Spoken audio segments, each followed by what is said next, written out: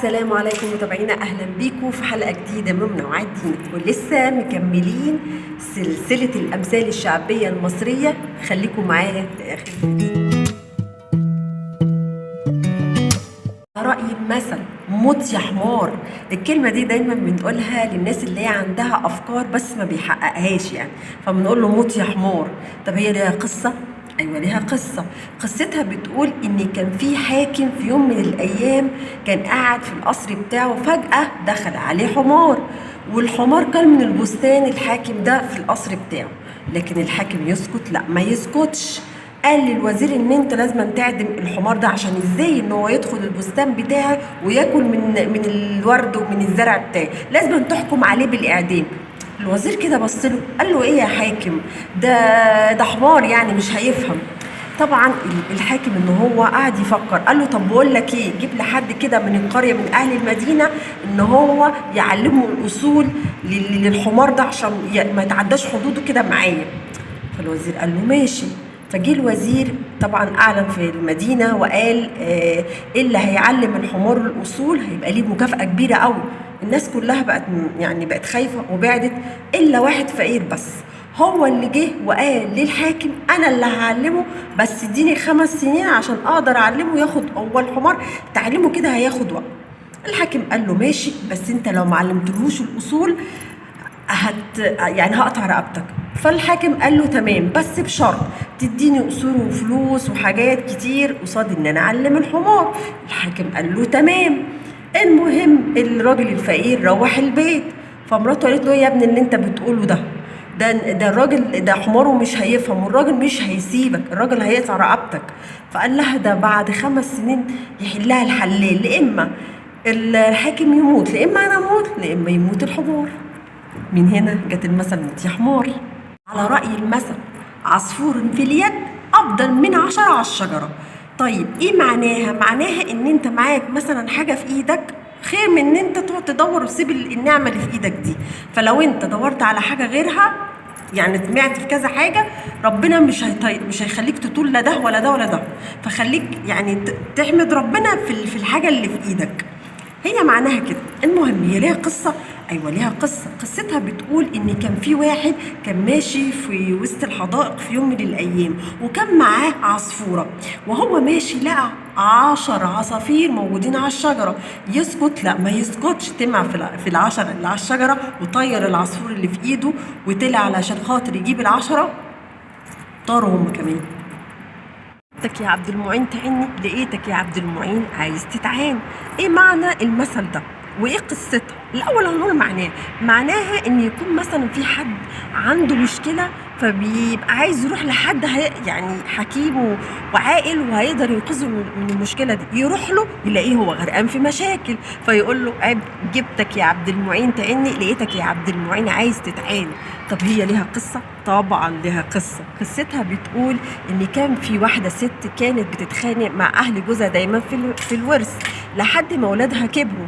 فقالت الست دي لحد من ولادها الرجاله اتصل لي بخالك عبد المعين عشان يشوف لي المشكله دي، هو اللي هيحل لي المشكله دي. فطبعا الابن اتصل بخاله، تعالى يا خالي عشان تنقذنا في الورطه اللي احنا فيها دي.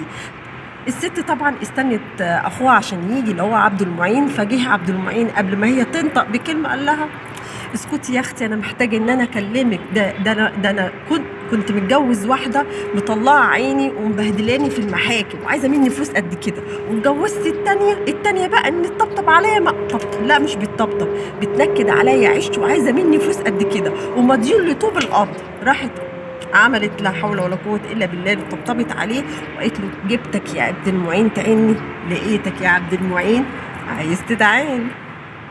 عامل زي القطط ب7 أرواح. المثل دايما ده بنقوله للناس اللي هي بتقابل مشاكل وتعب، ونقول خلاص ده انتهى، بس فجأة تلاقي الأيام بتمر عليه ويرجع يقف على رجليه ولا كأن حاجة حصلت.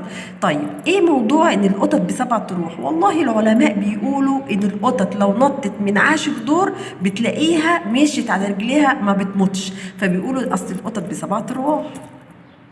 رأي المثل ده يطلع منها زي الشعرة من العجينة، أو حد يقولك ده أنا هطلعك منها زي الشعرة من العجينة. زي مثلا محامي يروح يقول لواحد مجرم، والمجرم ده يكون عامل مشكلة، أو أي حد عامل مشكلة يقولك ده أنا هطلع لك منها زي الشعرة من العجينة. طب اشمعنى الشعرة؟ اشمعنى العجينة؟ عشان الشعرة لما تكون في العجينة بتطلع كده ما بيبقاش فيها أثر من العجينة.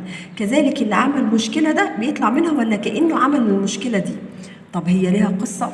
طبعا ليها قصة. قصتها بتقول ان كان في واحد صاحب فرخة كان ذبحها، وحب ان هو يروح لصاحب المحل اللي هو الفراخجي علشان يريشها له ويقطعها له. فعلا صاحب الفرخة راح لصاحب المحل بتاع الفراخ وقال له انا عايزك تريش لي الفرخة دي وتقطعها لي عقبال ما اجيب طلباتي. فراح صاحب المحل قال له تمام، تعالى لي بعد نص ساعة. صاحب الفرخه قال له تمام. وهو ماشي صاحب الفرخه جه في نفس التوقيت قاضي، فكان عايز يشتري فرخ. فالقاضي قال لصاحب المحل بتاع الفراخ انا عايز فرخ. صاحب المحل بتاع الفراخ قال له ما عنديش فراخ.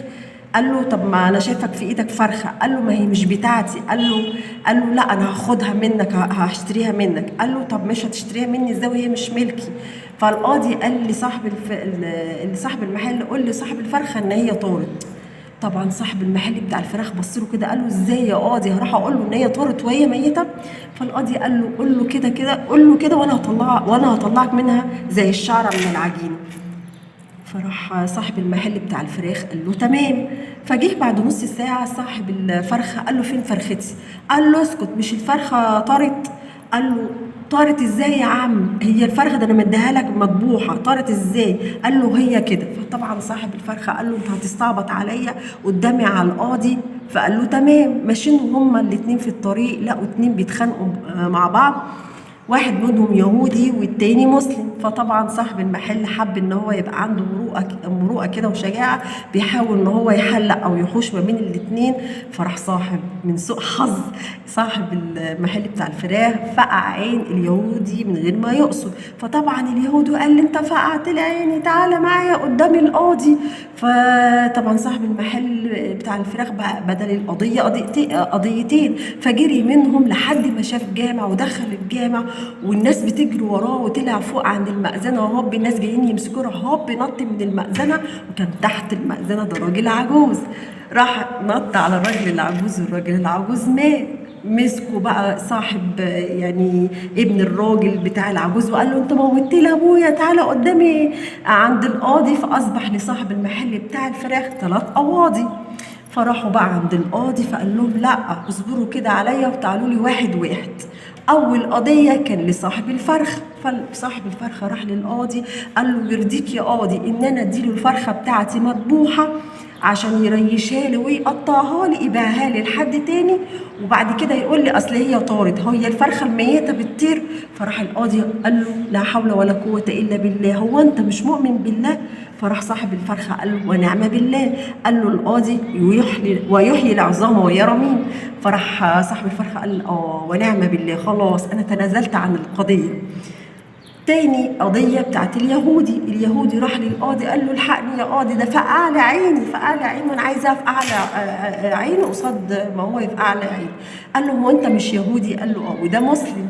قال له علشان انت تفقع له عينه ومقابل ان هو يفقع عينك التانية، علشان هو كده عندنا نص، انتوا عندنا نص الدية، عايز تاخد ديتك لازم نفقع عينك التانية. فراح اليهودي قال له ايه تفقع عيني التانية وما يبقاش ليا عين اشوف بيها؟ قال له خلاص انا اتنازل عن القضية. جه القضية الثالثة اللي هو لما صاحب المحل نط من المأذنة وموت الراجل العجوز، جه ابنه فراح يشتكي للقاضي، فقال له يا قاضي الراجل ده موت لي ابويا. فقال له طب خلاص ده حقك، اطلع فوق المأذنة وهنوقفه لك تحت المأذنة وهوب نط عليه وموته. قال له يا سلام، طب افرض هو بقى لو اتحرك يمين ولا شمال انا بقى واموت كده؟ فراح القاضي قال له طب واحنا نعمل ايه لو ابوك الغبي هو اللي ما اتحركش يمين ولا شمال؟ فقال له لا خلاص انا اتنازلت عن القضيه. فراح جه صاحب المحل بتاع الفراخ قال له انت عملتها ازاي يا قاضي؟ قال له هو انا مش قلت لك ان انا هطلعك منها زي الشعره من العجينه؟